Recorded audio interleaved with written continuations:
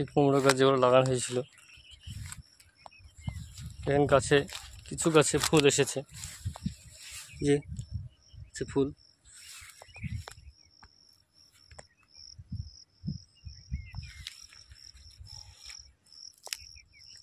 এই যে ফুলের পর যে কুমড়োর গঠন গুটি হতে শুরু করেছে। দেখুন কত ফুল হবে, সব গাছে ফুল ধরেছে।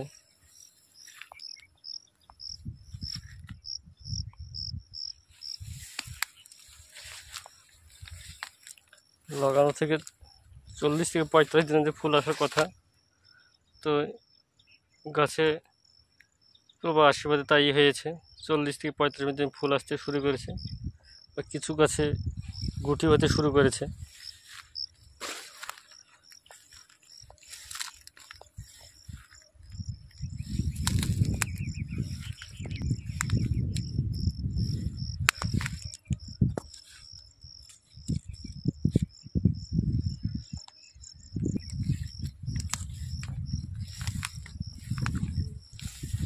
যে ফুল, তারপরে গাছে গুটি, দেখুন গুটি হতে শুরু করেছে।